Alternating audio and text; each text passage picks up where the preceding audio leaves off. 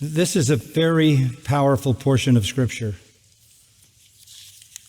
We'll start in verse 16. God denounces the women.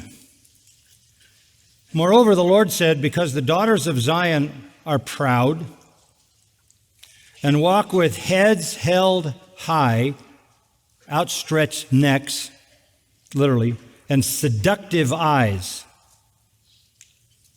So you have women who are stepping out of the God-ordained boundaries of their own husband's control and putting themselves on display for others with seduction in mind.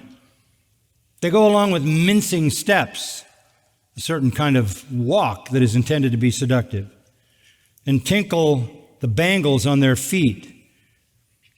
Therefore, the Lord will afflict the scalp of the daughters of Zion with scabs, and the Lord will make their foreheads bare. I think the worst thing for a woman is to be bald. That's why those dear women who suffer through cancer and chemo and radiation and all of that wear wigs, because everybody recognizes that that's a woman's glory. God's going to make them bald in judgment. In that day, the Lord will take away the beauty of their anklets, headbands, crescent ornaments, dangling earrings, bracelets, veils, headdresses, ankle chains, sashes, perfume boxes, amulets, finger rings, nose rings, festal robes, outer tunics, cloaks, money, purses, hand mirrors. This sounds like a list for the next shopping spree. Undergarments, turbans, veils. What you have here is these women have just gone crazy, trying to call attention to themselves instead of humbling themselves in modesty and discretion under the headship of their husband and giving honor to him. They brazenly flaunt themselves in a seductive way with all this ornamentation, anklets, headbands, crescent ornaments, dangling earrings. So interesting how the Lord is so specific about it. Not that any one of these things is wrong in themselves, but this is so outrageous.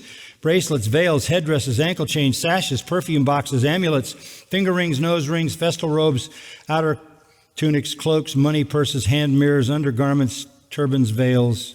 Unfortunately, verse 24, it'll come about that instead of sweet perfume, there will be putrefaction.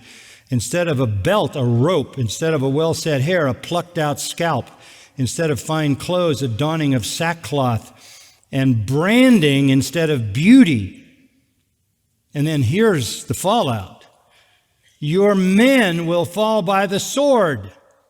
Guess what? When women take over a culture, men become weak. When men become weak, they can be conquered. They can be conquered. You're watching that happen in this country.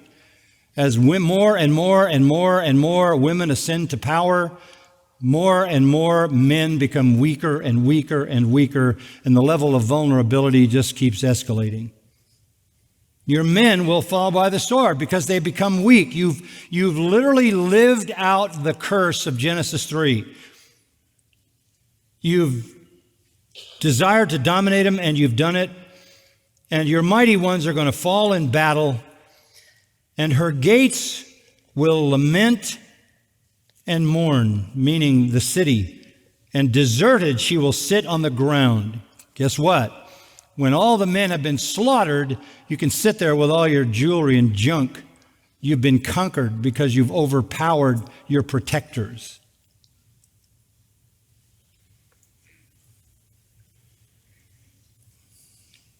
Don't misunderstand this.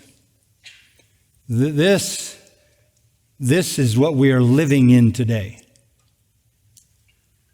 The curse has been legitimized, even in the evangelical church now, the last frontier to fall.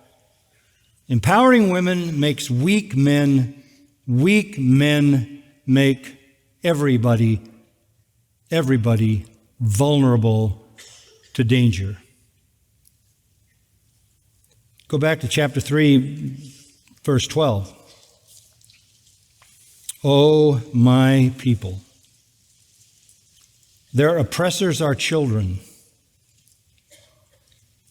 and women rule over them.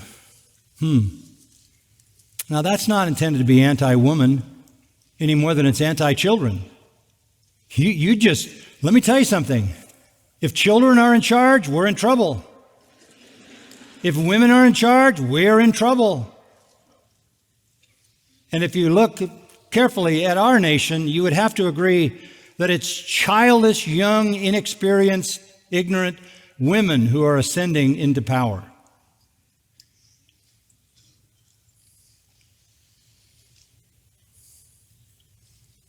When you overthrow the divine order, the results are always disastrous.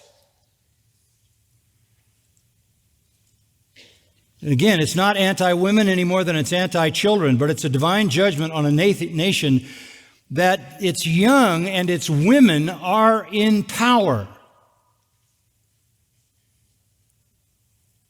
And young people, it seems to me, and women are taking over churches. So there's plenty of Old Testament revelation to uphold the New Testament standard for women to keep silent in the churches. By the way, in the New Testament, there was no woman apostle, there was no woman prophet, there was no woman pastor, elder. No New Testament book is written by a woman. No sermon is ever recorded from a woman. And every time God appoints people, whether it's the apostles or Acts 13, it's all men.